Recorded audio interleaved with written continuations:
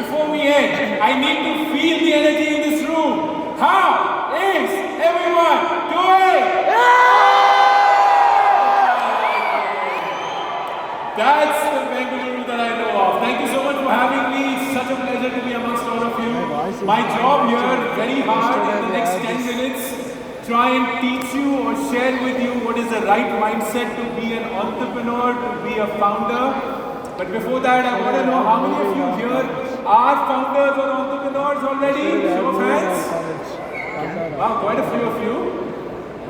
And how many would like to become a founder or an entrepreneur in the future? Show of hands. That's incredible. The country is in good hands. There are 3 things that I would love for you to know before you embark on this journey. And for those who already embarked on this journey, I hope that you take these 3 things into consideration as you live your life every day as a founder. Number 1, the hard truth but the necessary truth. Please don't become a founder because it makes money for you. You have a far higher likelihood of getting rich by just doing a cool corporate job, rising up the ladder and showing up every day. The odds of a startup being successful is extremely low. The odds of that successful startup making enough money for itself is even low.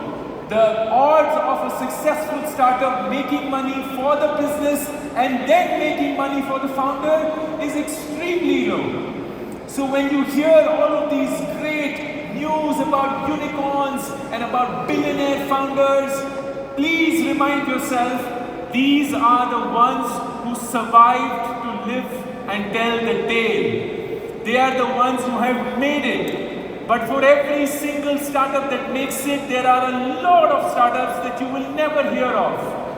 And the only thing that is the difference between you thinking of a startup as a money-making machine and you thinking of a startup as your passion is the core objective of why you started it. And I would argue, as a founder for the last 16 years, money should be not the top priority. Make it an important priority, but please don't start up because you want to make money. It should be a natural outcome of the success. Start a startup because you want to solve a meaningfully complex problem. I will spend time after my talk with one of such founders who have cracked perhaps the most difficult problem globally when it comes to retail. And you would, of course, in 2 minutes figure out that he didn't do it for the money, he did it because he was driven by an ambition that was far greater than him. That's number 1. Number 2, and I'm going to make a controversial statement, but bear with me. I know that there is a lot of media and press. Please don't troll me when I say this. I mean it with all my heart. I'm a proud Indian. India is a country which is a very trust-deficient country. We don't trust people very easily. We're always on our guard. When I was growing up in north of India, there was a very standard statement always made, which was, "Dal mein kuch kala hai." There is something suspicious. Always be on the guard when the person opposite to you is speaking to you in such a nice manner that you feel there is some catch in there. Now, because we are a trust-deficient country, we don't trust people easily, it's also a massive advantage.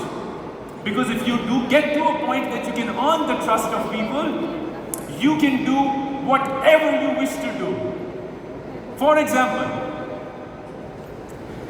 which brand in the country do you believe is the most trusted brand in this country? A lot of you are saying Tata. I would agree with that. I think a lot of us will agree to it. But here's the crazy thing. We trust Tata or a brand like Tata so much that we are willing to buy salt from Tata, we are willing to buy airlines from Tata, cars from Tata, housing from Tata, education from Tata, chemicals from Tata, steel from Tata, consulting from Tata, technology from Tata.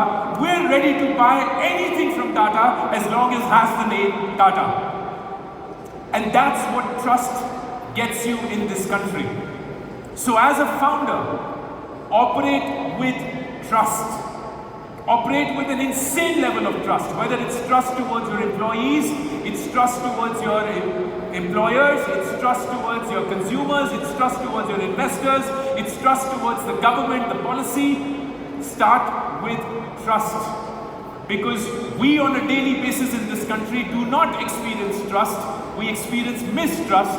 So when you operate with trust, you get to an order that sets you in an extremely high point of success. And it's really difficult to orient your mindset towards that. It requires training, conditioning, operate with that. And then number 3, perhaps the most difficult, and I would argue perhaps the most important, which is being a founder, being a startup is not going to be easy. It's incredibly lonely. It is incredible how it's impossible to tell somebody what it is to be a founder. And for those who are already founders, and there were a lot of hands, you know exactly what I'm talking about.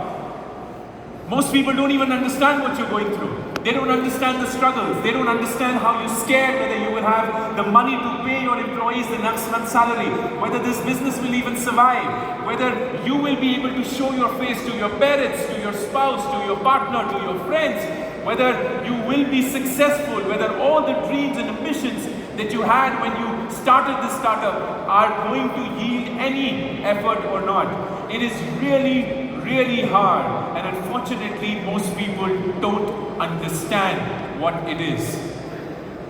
So the biggest mindset shift, which is not so easy again in our culture, is to recognize you can't do it alone. It is impossible for you to do it alone. You have to ask for help. You have to become a student. You have to become a sponge that absorbs everything that is coming at you. Because when you are at the top of the company and everybody's looking at you for answers, it's very easy to believe that you should have the answers. But the truth is, we don't have the answers. We have to learn it. And the best way to learn it is to seek from those who have already done it. To be humble and tell yourself, I don't know anything.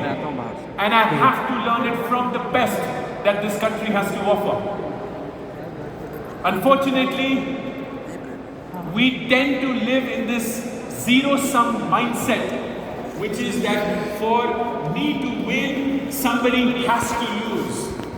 Because that's what